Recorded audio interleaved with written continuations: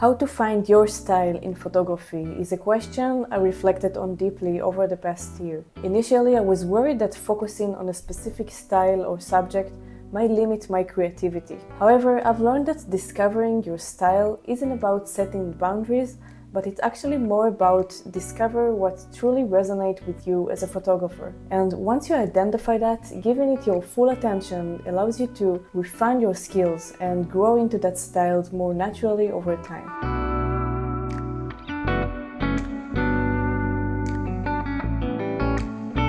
I believe that many photographers have an intuition for their own favorite style, but they're not always aware of that. They might feel pressured to emulate others they see maybe online. It is essential to recognize that what you may enjoy watching isn't necessarily what you love to photograph. One important key, in my opinion, is to avoid putting too much pressure on yourself and give yourself a permission to shoot whatever inspires you. At the beginning of my photography journey, I was more naturally drawn to photographing specific scenarios, mainly on street photography. However, over time, I drifted away from that initial instinct to explore different styles and various focal lengths. But eventually, I found myself coming back to my original intuition of photographing what I was drawn to the most, only now with better technique and more experience. It reminds me of a Picasso's famous quote, "It took me a lifetime to learn how to draw like a child again." I believe it's important as a photographer to follow what feels right for you, especially in the beginning.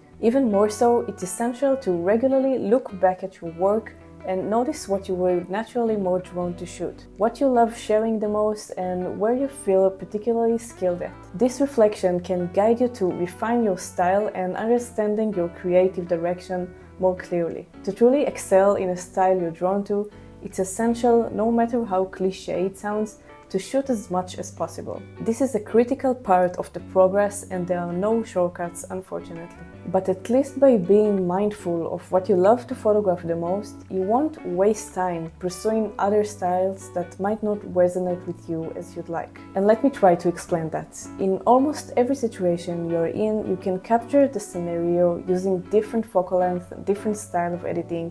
You can use 28, 50, 80mm lens or any other one.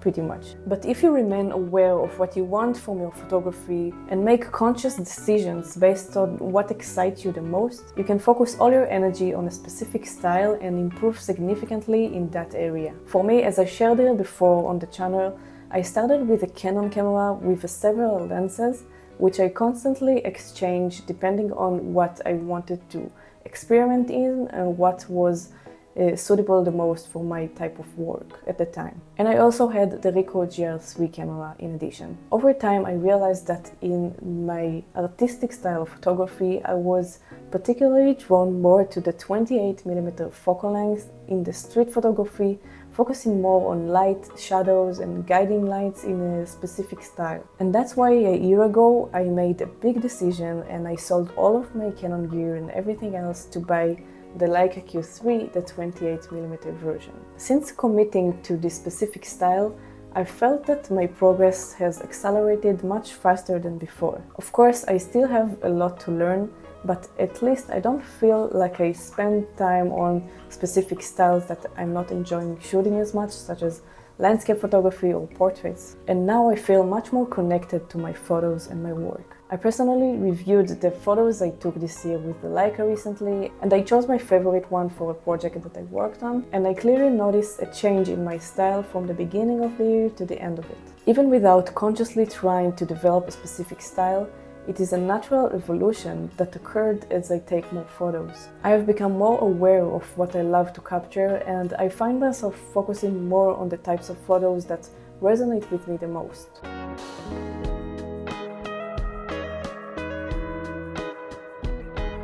I really believe that photography is a journey without an end, and your style can always change, sometimes little and sometimes a lot. And it's important not to force yourself into strict definitions. And if I will travel to a stunning location with breathtaking landscapes, of course I obviously take photos at that place too. And I will enjoy those photos and they might be even good. But you know what? They wouldn't make it into my portfolio. And this realization highlights the strength of my style of photography and what I feel the most comfortable and what most connected with me. And maybe that's an exercise that might help you too. Imagine you were publishing a photography book. So what do you want to be in it? What do you photograph the most? And what do you want to be identified as a photographer? Thinking about this can clarify what kind of photographer you are and where you want to focus your creative energy. The change I experienced over time happened organically, and I believe it will continue to evolve and change in the coming years, and maybe will never end. Finding your style is not a fixed process, as I said. It is an ongoing journey that develops with each photo you take. This journey is like any other artistic field. It never truly ends. Another tip I'd like to share is to take advantage of the free social media platforms such as Instagram and share there your photos that you resonate the most and see the audience reaction to that. While the feedback you receive doesn't necessarily mean you need to choose that style or focus all your attention on this niche, but there is absolutely something valuable about the wisdom of the crowd. It can help you identify what you're particularly skilled at and give you a clearer sense of direction. Plus, seeing others engage with your work can provide a great source of motivation to keep shooting and sharing more and finding your style. Regardless of the camera you use, whether it's an iPhone or a professional camera, I believe it's important to follow your instincts and capture what you think is most beautiful. And if you do it enough, over time you will develop a sense of style, and others may start to recognize your work as well. For photographers looking to find a specific style, I personally recommend not to force it too much. Instead, review your past photos to see what you used to shoot the most and what you are currently drawn to. This reflection can help you identify your preference more consciously. So if this style I choose hasn't worked out for me, I wouldn't hesitate to sell all of my gear and start all over again. And I really want to emphasize that is not just okay, it's a part of the progress that is almost necessarily and almost every photographer goes through. There was a time in the beginning when I tried using the 35mm lens, which is incredibly popular among photographers and street photographers,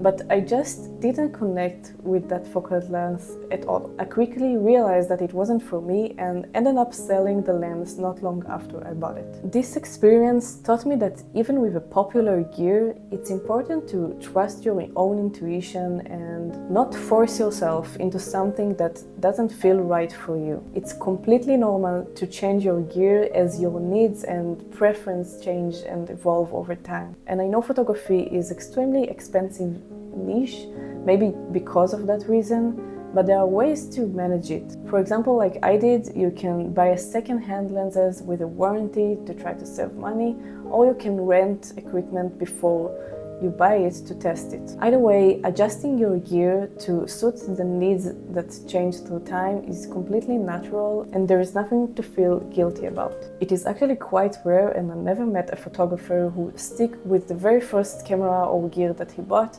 through the entire journey. That's why, as a side note for beginners, it might be a good idea to start with a zoom lens rather than a fixed prime lens, because a zoom lens gives you a flexibility to explore different focal lengths and different styles to figure out what works the best for you. But maybe that's a topic for another video. It's also important to acknowledge our limitations as a photographers, such as where we live and what is more accessible to us. For instance, if you live in a remote village, then street photography might be too challenging for you, while if you live in a busy city, then a landscape photography might not be accessible. There was a time when I really enjoyed photographing birds, and I was truly passionate about using my Sigma lens, which has a focal length of 600mm. But I noticed that traveling up north with a heavy equipment every time I wanted to shoot became just too much for me. I couldn't photograph as often as I wanted, and eventually I decided to let go of that lens, even though I still was drawn very much to this style of photography.